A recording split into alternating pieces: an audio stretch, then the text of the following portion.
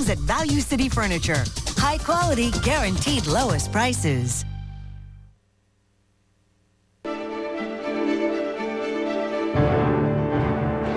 This is a CBS News special report. I'm Katie Couric reporting from CBS News headquarters in New York. Hi, everyone. On this Valentine's Day, President Bush has decided it's time for a heart-to-heart with the White House press corps. He's called a news conference, and there's a lot in the news to talk about. The war in Iraq, the debate at the House on a resolution opposing an increase of troop levels in Iraq, accusations Iran is helping the enemy, and the North Korea nuclear deal, to name just a few issues. We're told the president will have an opening statement about the Korea deal and about a conversation he had today with the new U.S. commander in Iraq, General David Petraeus. Our chief White House correspondent Jim Axelrod is in the East Room. Jim, what did General Petraeus and the president discuss this morning? Well, Katie, now that General Petraeus has been on the ground in command for 5-6 days, there was just a general read of the situation on the ground, but probably I imagine they got into some discussion of a program that Prime Minister Maliki is announcing in Iraq. It's known by a code name, Imposing Law, and what it is a crackdown. The Prime Minister is talking about establishing a system of checkpoints, suspending gun permits, establishing curfews as well, that is designed to even impose martial law, the Prime Minister says, and the President will be talking about that, I'm sure, in his opening statement as he's walking into the room. Here now, Katie, the President of the United States. Thank you all. Please be seated. Thanks for coming in on an icy day. I have just finished a conversation with General David Petraeus. He gave me his first briefing from Iraq. He talked about the Baghdad security plan. It's the plan that I described to the nation last January, and it's a plan that's beginning to take shape. General Petraeus and General Odierno talked about how the fact that the Iraqi government is following through on its commitment to deploy 3 additional army brigades, Iraqi army brigades, in the capital. We talked about where those troops are being deployed, the position of U.S. troops with them, as well as the embeds with the Iraqi troops, and we talked about the plan. He also talked about the new Iraqi commander, and the commander who Prime Minister Maliki picked to operate the Baghdad security plan is in place. They're setting up a headquarters, and they're in the process of being in a position to be able to coordinate all forces. In other words, there's still some work to be done there to get the command and control center up and running in Baghdad. We talked about the fact that our coalition troops that are heading into Baghdad will be arriving on time. I'm paying attention to the schedule of troop deployments to make sure that they're there, so that General Petraeus will have the troops to do the job, the number of troops to do the job that we've asked him to do. We talked about the coordination between Iraqi and coalition forces.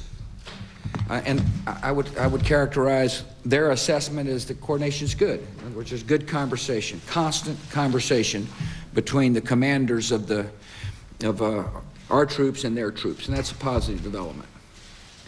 The operation to secure Baghdad is going to take time, and there will be violence.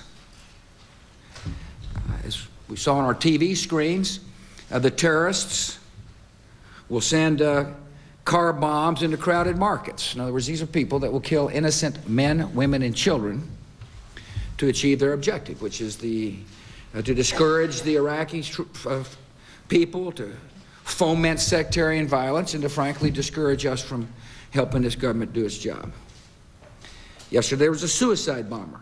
In other words, there's an active strategy to undermine the Maliki government and its Baghdad security plan. And our generals understand that. They know that they're all aimed at frankly causing people here in America to say it's not worth it. And I can understand why people are concerned when they turn on your TV, the TV screens, and see this violence. It's disturbing to people. And it's disturbing to the Iraqi people.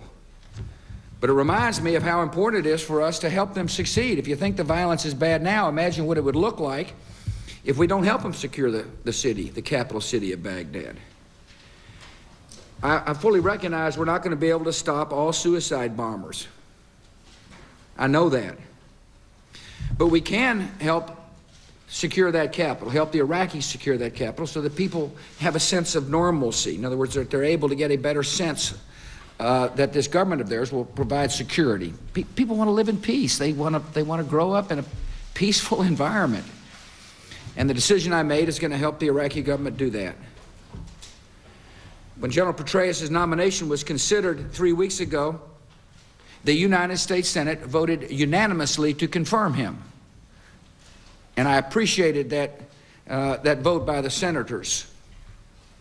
And now members of the House of Representatives are debating a resolution that would express disapproval of the plan that General Petraeus is carrying out. You know, in recent months, I've discussed our strategy in Iraq with members of Congress from both political parties. Many have told me that they're dissatisfied with the situation in Iraq. I told them I was dissatisfied with the situation in Iraq. And that's why I ordered a comprehensive review of our strategy. I've listened to a lot of voices. People in my administration heard a lot of voices. We weighed every option. And I concluded that to step back from the fight in Baghdad would have disastrous consequences for people in America. That's the conclusion I came to. It's a conclusion members of my staff came to. It's a conclusion that a lot in the military came to. And the reason why I say disastrous consequences, the Iraqi government could collapse, chaos would spread, there would be a vacuum, into the vacuum would flow more extremists, more radicals, people who have stated intent to hurt our people. I believe that success in Baghdad will have success in helping us secure the homeland. What's different about this conflict than some others is that if we fail there, the enemy will follow us here. I firmly believe that. And that's one of the main reasons why I made the decision I made. And so we will help this Iraqi government succeed. And the first step for success is to do something about the sectarian violence in Baghdad so they can have breathing space in order to do the political work necessary to assure the different factions in Baghdad, factions that are recovering from years of tyranny, that there is a hopeful future for them and their families. I would call that political breathing space. And by providing this political breathing space, in other words, giving the Maliki government a chance to reconcile and do the work necessary to achieve reconciliation, it'll hasten the day in which we can change our force posture in Iraq. A successful strategy, obviously, a successful security strategy in Baghdad requires more than just military action. I mean, people have to see tangible results in their lives. I mean, they have to see something better. They not only have to feel secure where they live, but they've got to see positive things taking place. The other day, the Iraqi government passed a $41 billion budget, $10 billion of which is for reconstruction and capital investment. There's a lot of talk in Washington about benchmarks. I agree. Benchmarks mean that the Iraqi government said they're going to do this. For example, have an oil law as a benchmark. But one of the benchmarks they laid out